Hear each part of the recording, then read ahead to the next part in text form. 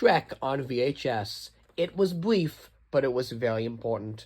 So Shrek kind of had one foot in the 90s and one foot in the 2000s. It was in development for a long time, but by the time it finally did release, the home video format was changing. We were moving away from VHS, and we were moving in to the newer and better format, DVD. But Shrek did have a couple of VHS releases, and I'm going to talk about them because I think they're neat. So the first DVD for Shrek is this one here, and it was pretty expensive. It was about $40 when it came out, and it wasn't necessarily aimed at kids. It was kind of a film enthusiast format at this point. It wasn't something that your every family had, at least not quite yet. So Shrek still went all out with VHS, but they decided to do some pretty interesting things. First, it's not in the big clamshell case that you would associate with most children's movies. They actually gave it a cardboard sleeve, and not even a regular cardboard sleeve, but a big old cardboard sleeve that makes it so this film can't even fit with the rest of your movies on your shelf. I don't know why they did that. Maybe they just wanted to show off, and Katzenberg wanted to flex his muscle with this big box. Or maybe they were just trying to justify buying a VHS because DVD was catching on fast. People were buying home media players like nothing else in the 2000s, and maybe they knew the writing was on the wall, and they're like, well, we need to make it look more impressive so that people won't think this is an obsolete old format.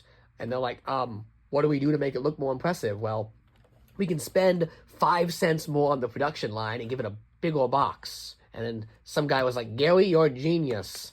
And that's what they did. The other bold thing they did was they released this movie the same day that Monsters, Inc. went into theaters, which was considered bad form in Hollywood. Typically, home media releases are separate from theatrical releases. So most movies, like, they open on a Friday, right, or sometimes a Wednesday or a Thursday, but mostly Fridays. And then the DVDs or the VHS home media at this point would launch on like a Monday or Tuesday.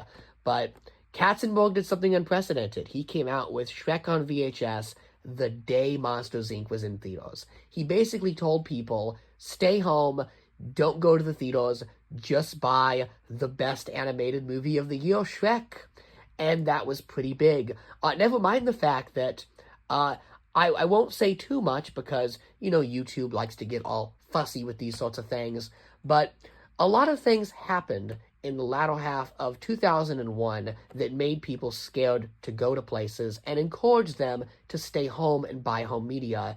That is why in 2001, 2002, we saw DVDs sell so quickly. People were going out less. They were staying home and buying that new shiny format. So Katzenberg really angered the folks at Disney by releasing this VHS on the day Monsters, Inc. opened in theaters. It was kind of honestly, it was kind of a dick move on Katzenberg's part, but Jeffrey Katzenberg is kind of an asshole. A lovable one, but he is.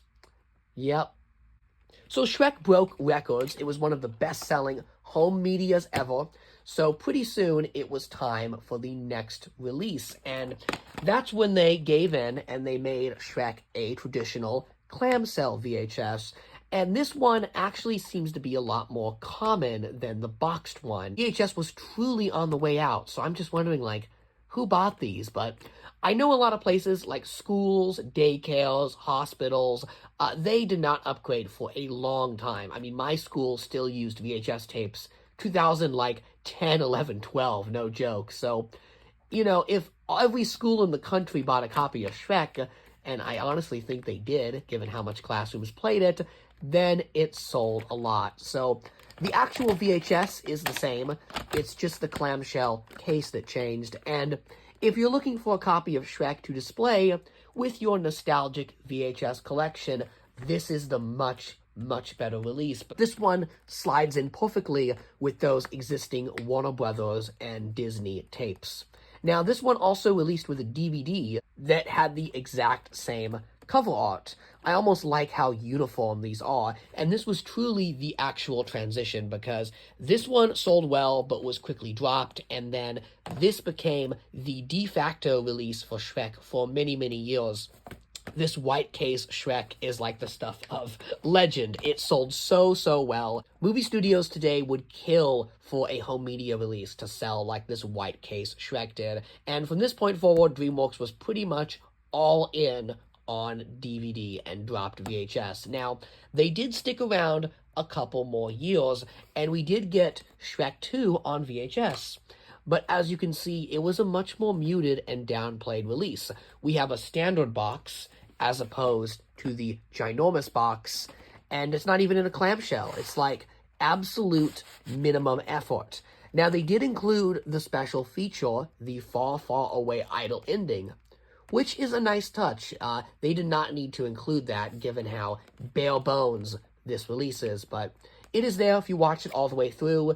It just kind of plays afterwards like it's the extended ending. And it says, "A piece of genius, you'll love it."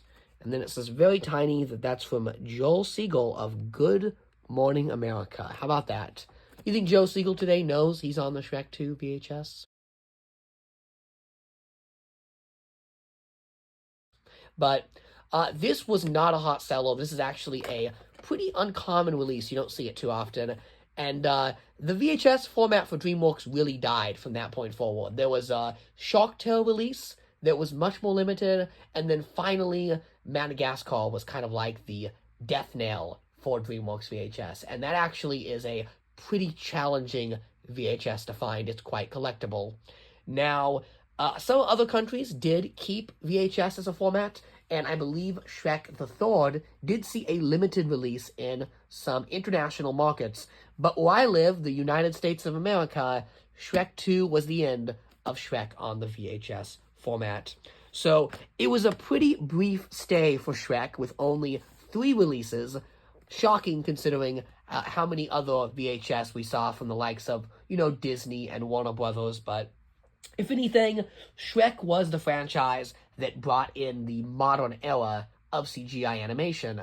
And how fitting is it that not only did Shrek bring animation into CG, but it also brought movies as a whole into a new format, and that's DVD.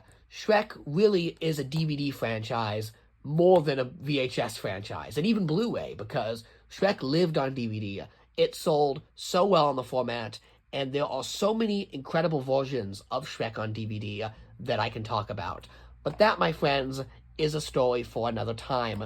We will definitely do a video looking at all of the awesome Shrek DVD releases. But for now, that was just me rambling about Shrek on VHS. Thanks for watching, and have a happily ever after.